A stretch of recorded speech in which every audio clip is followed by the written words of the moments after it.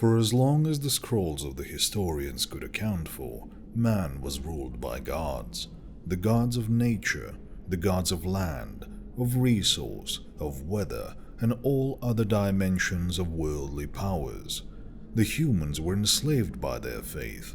The gods needed it to survive. For reasons unknown to any natural philosopher, mankind possessed a fundamental magical projection, and what is believed by a group of humans is true proportional to the scale of that group. As such, to continue their rule, the gods must continuously present their powers to humanity, smiting non-believers, rewarding the pious, and demanding perpetual praise in the form of temples and statues. Should a god fail to terrify and enthrall their followers, they would die. Indeed, as history progressed and a society changed by the generation, the irrelevant gods faded into obscurity along with their cults. The spirits of nature were replaced by the gods of day and night, who were replaced by gods of the seasons and the harvest and the hunts, who were replaced themselves by the patron gods of cities. Fear and faith are closely related entities, and man often worshipped what he feared. The gods of nature were worshipped by mankind out of a wondrous fear of the natural world. Lightning, hurricanes, droughts, and floods were terrifying threats and demanded praise to placate. In the current age, man feared the banner of the neighboring kingdoms. The lightning, hurricanes, droughts, and floods were replaced with rival nations and war. The city and nation gods ruled mankind for their epoch, but their time too was coming to an end. In the south, the man called Hyperion, a magician and healer who followed the will of the sky god Uranus, had risen to prominence by shedding his loyalty to the gods of the skyward vault and declaring himself worthy of worship. Of course, fearing for their lives, the old gods rallied their levies and fought to defeat the deified man. They failed. From the rubble of his temple limped Marduk. The city of Babylon, the realm of his people, lay in ruins. The Hyperionic cult had sieged it continuously for 8 weeks, and now few buildings remained upright. His body was stiff and aged, brittle and cracked like stone, for gods petrify when they die. His failure to fend off Hyperion and his forces had neutered him and portrayed him as weak. Nobody would worship him now. He went to scratch his beard, but found his hand to be already solid rock. From behind him came a calm voice, confident, arguably arrogant, and self-assured. Hyperion. "You have seen better days," said the human. "Leave me. Let me die in peace," said the god.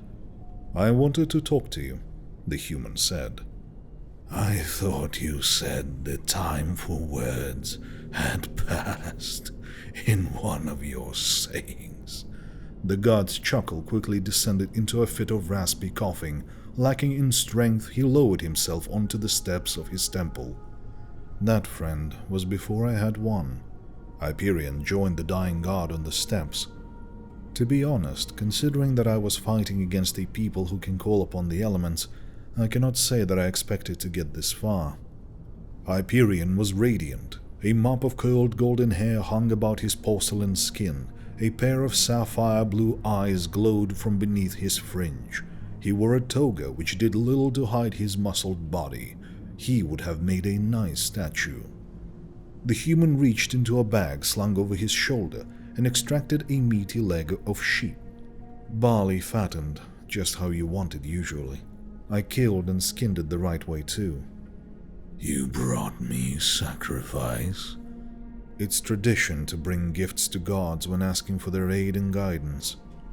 He was hesitant to accept the gift from the human who for 12 years had been his nemesis, the same human who had slaughtered his divine kin in battlefield after battlefield, tore down their statues, and replaced them with his own likeness. He was dying, however, and liked lamb, so he nodded slowly. "Thank you," and snatched it out of Hyperion's palms with his still working hand.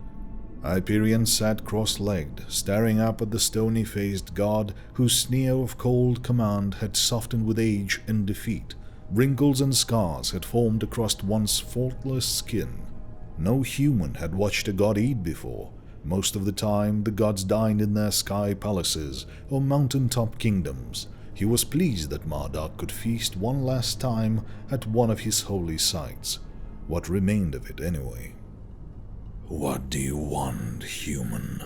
barked Marduk, chunks of meat spitting from his full mouth. "Advice, mostly," the human replied. "What for?" "The age of man is upon us, my peer, and it appears that I am at its helm. I have come to ask if you have any tips." "You have no idea what you are doing." "Not really, no." "If you did not know what world you would make, why did you make it?" "Because I knew it would be better than your world." The god said nothing. "You then are brash and reckless." "Humans often are. That is exciting, I think. I look forward to seeing what new world we create." "Your cult of man won't surpass our world." "They lived in fear, my kind did." "Fear and faith are synonymous, Hyperion." "I do not see that. My cult preaches love. My followers say that I love every human from when they are born to when they die, that I alone can cleanse them of their evils." "And do you? Can you?" "Vaguely. In the same way that any man loves humanity. Like all faith, though, it is corrupted with each explanation, so my preaching of tolerance and friendship has become talk of cosmic benevolence. As for cleansing them, I suppose. The universe exists in the cosmic order of good and evil, and in the time before my apotheosis, I was a healer. It seems that our powers come from our followers' beliefs, so if I cannot yet, then I will be able to soon." Marduk sighed. "Yes. Humans are strange, old creatures, older than any god. Their beliefs and superstitions become truth.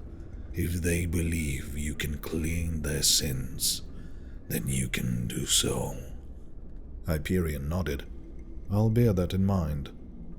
"I cared for all of my followers, you know.